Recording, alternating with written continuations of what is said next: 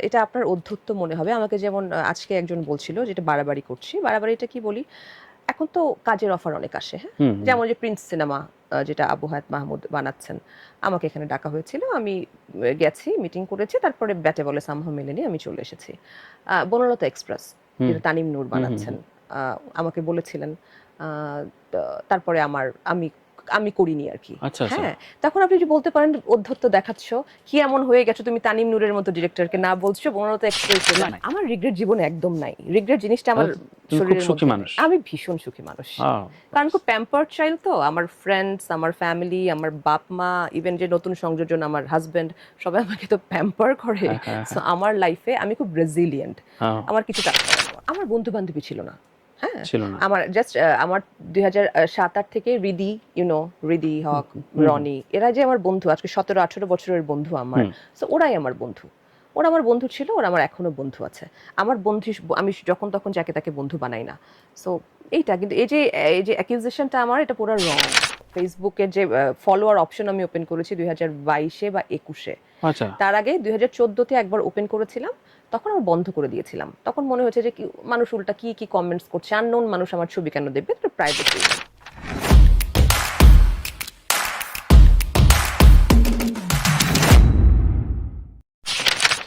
অপ্রিয় একটা প্রশ্ন করি, সেটা হচ্ছে তানজিকামের প্রথম পর্যায়ে কিছু ব্যাড সিলেকশন ছিল, বন্ধু-বান্ধব, সম্পর্কের জায়গা, ডিরেক্টরের সাথে ওঠা বসা, সেগুলো ভুল ছিল কিনা?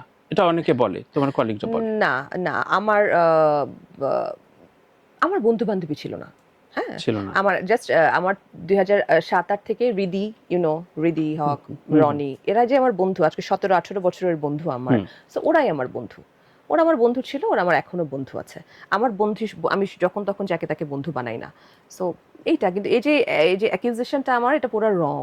আচ্ছা, আচ্ছা। হ্যাঁ, এখন সম্পর্কের ক্ষেত্রে যদি বলেন আমার সেই অর্থে কোনো খারাপ সম্পর্কের মধ্যে আমি যুক্ত হয়েছি বিষয়টা এমন না। কিন্তু ওই যে নিজের তুমি মধ্যে তো নিজে আমার যেটা কখনো বললে কোনো খামখেয়াল সম্পর্কই হয় ছিল, না। মানে হ্যাঁ, কাজের প্রতি খামখেয়াল ছিল। কাজের প্রতি খামখেয়ালি। আর ওর আমি না উধাও হয়ে যেতাম। আমার এই জিনিসটা ছিল।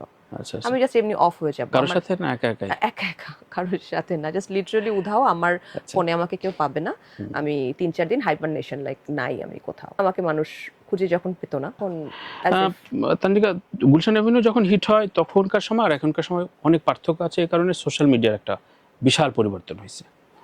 তখন এত অস্থির সময় ছিল না, এখন একদম প্রতি মুহূর্তে মানুষ ক্লিক বাইট চায়, একটু আলোচনায় থাকতে চায়। কোনো একদিন অনেক নায়িকার নাকি লাইক কম আসলে ওর নাস্তা ঘুম খাইতে হয় না। ঘুম হয় না, ওর সারাদিনটা খারাপ যায় না। তো এই যে একটা জীবন, এই যে একটা লাইফস্টাইল তৈরি হয়েছে, এইটা কেমন, মানে এটার ব্যাখ্যা দাও কিভাবে? তুমি কিভাবে বিলং করো এই লাইফস্টাইলের সাথে? আমি একেবারেই বিলং করি না এটা। আমি আমার পেজ খুলেছি ২০২২ সালে। পেজ না তো, ফেসবুকের যে ফলোয়ার অপশন আমি ওপেন করেছি ২০২২ এ বা ২১ এ। আচ্ছা। তার আগে ২০১৪ তে একবার ওপেন করেছিলাম। তখন আমি বন্ধ করে দিয়েছিলাম। তখন মনে হয়েছে যে মানুষ উল্টা কি কমেন্টস করছে। আননোন মানুষ আমার ছবি কেন দেখবে? এটা প্রাইভেসির মধ্যে ছিলাম। বাট পরে মনে হলো যে কাজের ক্ষেত্রে বা নিজের কাজটাকে প্রমোট করার জন্য আমার ফলোয়ার অপশনটা খোলা উচিত। হুম। দেন আমি ২১ এ বা ২২ এ আমার ফলোয়ার অপশন ওপেন করেছি। সো আমি এম নট ইনটু দিস। একদম না। আচ্ছা। আমি যে রিলস মানুষ বানিয়ে ২৪ ঘন্টা দিবে তা না। আমার যারা আমাকে কাপড় দিচ্ছে, পোশাক তাদেরটা পরে যতটুকু দেওয়ার দিচ্ছি। সো আমি এটার হুম। মধ্যে না, আমি কমেন্টসও করতে চাই না তানভীর ভাই। যারা করছে তাদের মতো করছে। No judgement. এই যোগাযোগ এইগুলো খুব দরকার হয়, তুমি এটা বিশ্বাস আই করো ডোন্ট না? Think so. না, না, একদম না। আমি যদি যোগাযোগ দরকার হতো তাহলে আশফাক নিপুণ আমাকে মহানগরের জন্য খুঁজে বের করত না। রাইট। রাইট? কারণ আমার তখন এমন না যে আমি কাজ করে ফাটিয়ে ফেলছি। হ্যাঁ, কিছুই হ্যাঁ। না।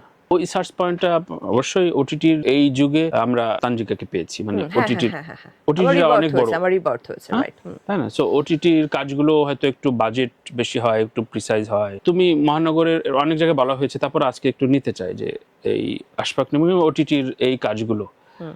যতগুলো কাজ করছো মনে হচ্ছে যে এইরকম বাছাই করে তানজিকা আগে কেন করে নাই, আমার নিজস্ব অবজারভেশন যতটুকু আমি কাজ টাজ দেখেছি। আমি আবার এটা আপনার অধ্যত্ব মনে হবে। আমাকে যেমন আজকে একজন বলছিল যে এটা বাড়াবাড়ি করছি। বাড়াবাড়িটা কি বলি? এখন তো কাজের অফার অনেক আসে, হ্যাঁ? হুম, হুম, যেমন যে 'প্রিন্স' সিনেমা যেটা আবু হায়াত মাহমুদ বানাচ্ছেন। আমাকে এখানে ডাকা হয়েছিল। আমি গেছি, মিটিং করেছি। তারপরে ব্যাটে বলে সামহাও মেলেনি, আমি চলে এসেছি। 'বনলতা এক্সপ্রেস' হুম, যেটা তানিম নূর হুম, হুম, বানাচ্ছেন। হুম। আ আমাকে বলেছিলেন। আ তা তারপরে আমি আমি করিনি আর কি। আচ্ছা, আচ্ছা। হ্যাঁ, তখন আপনি যদি বলতে পারেন অধ্যত্ত দেখাচ্ছ, কি এমন হয়ে গেছো তুমি তানিম নূরের মতো ডিরেক্টরকে না বলছো, বঙ্গবন্ধু এক্সপ্রেস যেটা না, কিন্তু হচ্ছে এই প্রশ্নটা তো করতে পারি না, কেন না না? কেন যেটা হয়েছে এটা একটা অন্য আচ্ছা, কারণে আচ্ছা, আমার আচ্ছা, চরিত্রটা নিয়ে আচ্ছা, আমার আচ্ছা, কাছে আচ্ছা। মনে হয়েছিল না। যেটা তবে যে করছে তাকে আমার ভীষণ পছন্দ। সো আমি জানি আমার এখন মনে হয় যে মনে হচ্ছে যে আমি না করে সে যে করছে হয়তো স্ক্রিনে বাট অনেক রিগ্রেট নাই। আমার রিগ্রেট জীবনে একদম নাই। রিগ্রেট জিনিসটা আমার তুমি খুব শরীরের সুখী মধ্যে মানুষ। নেই। আমি ভীষণ সুখী মানুষ। কারণ খুব প্যাম্পার্ড চাইল্ড তো, আমার ফ্রেন্ডস, আমার ফ্যামিলি, আমার বাপ মা, ইভেন যে নতুন সংযোজন আমার হাজবেন্ড, সবাই আমাকে তো প্যাম্পার করে। সো আমার লাইফে আমি খুব রেজিলিয়েন্ট, আমার কিছু টাচ করে না আমাকে। High five. সো সুতরাং প্রত্যাশার জায়গাটা কম থাকলে মানুষ ভালো থাকে। ভালো থাকে, কিন্তু প্রত্যাশার জায়গা কম থাকলে নাকি খুব বেশি উপরে ওঠা যায় না, চাঁদ তারা হওয়া যায় না। চাঁদ তারা হতে তো চাইনি। আচ্ছা, এটা শোনার জন্য চাঁদ তারা একেবারে হতে চাইনি, তাহলে তো রিগ্রেট করে এতদিনে অসুস্থ হয়ে যেতাম। আচ্ছা, হ্যাঁ, প্রতিদিনের দৌড় তোমাকে না টানে না। টানে না। আমার 2 দিন কাজ করার পর 3 দিন আরাম দরকার। আচ্ছা, আচ্ছা। আমি হচ্ছে সেই মানুষটা। বাংলাদেশে এমনিতেই সুন্দরীদের আলাদা একটা অ্যাডভান্টেজ থাকে, বিজ্ঞাপনে, নাটকে, চরিত্রে। আবার ডিসঅ্যাডভান্টেজ ক্ষেত্রে আমি ঐশ্বরিয়ার একটা কোট করবো, ও বলছিল যে আমাদের সবকিছু আমাদের এই ফেসের ভেতর দিয়ে অ্যাজুম করা হয়, এটা আমার জন্য খুব বিরক্তিকর। মানে ব্রেইন দিয়ে দেখা হয় না, শুধু ফেস দিয়ে দেখা হয়। তোমার বৈতরণীটা কেমন গেছে? এখন কিন্তু না, এটা এখন পরিবর্তন সময় হয়েছে। পরিবর্তন হ্যাঁ, হয়েছে। সময় পরিবর্তন যেটা হয়েছে, এখন আপনি দেখবেন ফেসবুকের কমেন্টসেও মানুষজন কিন্তু শুধু সুন্দরী বলে না, হ্যাঁ, তারা কিন্তু বলে যে আপনার বুদ্ধিদীপ্ত কথাবার্তা ভালো লাগে, আপনার পার্সোনালিটি পছন্দ। মানে এখন সুন্দরীর টার্মটা শুধু সব জায়গায় খুব বেশি ইউজ হয় না। সুন্দরী থেকে ভেঙে ভেঙে ভেঙে এক্সট্রা আরো অনেক কিছু অ্যাড হয়। আগে ছিল, এখন না। আচ্ছা, আচ্ছা।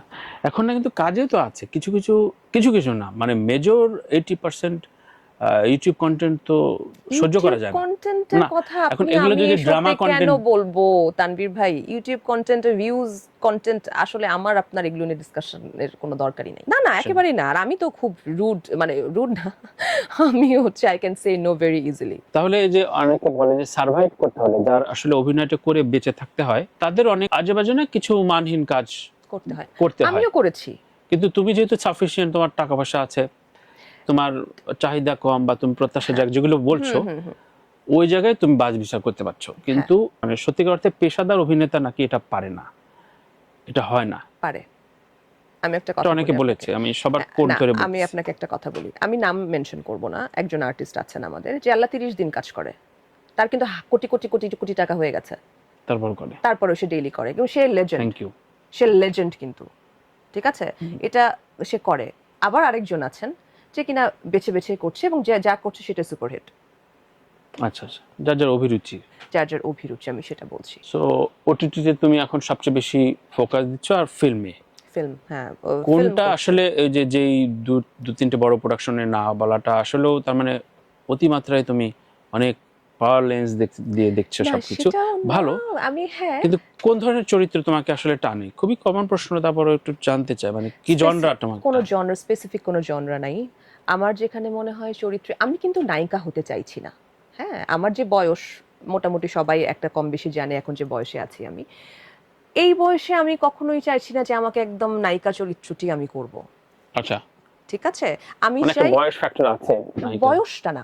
নায়িকা তো আসলে 50 বছরের একটা মেয়েও ইম্পর্টেন্ট হতে পারে, যে ইম্পর্টেন্ট চরিত্র সেই কিন্তু নায়িকা। নায়িকার টার্মটাও টাইমটা তো এখন আর চলে গেছে, এখন অ্যাক্টর অ্যাক্ট্রেসেস বলা হচ্ছে, যে একটা মানে হিরো হিরোইন তো এখন নাই, রাইট?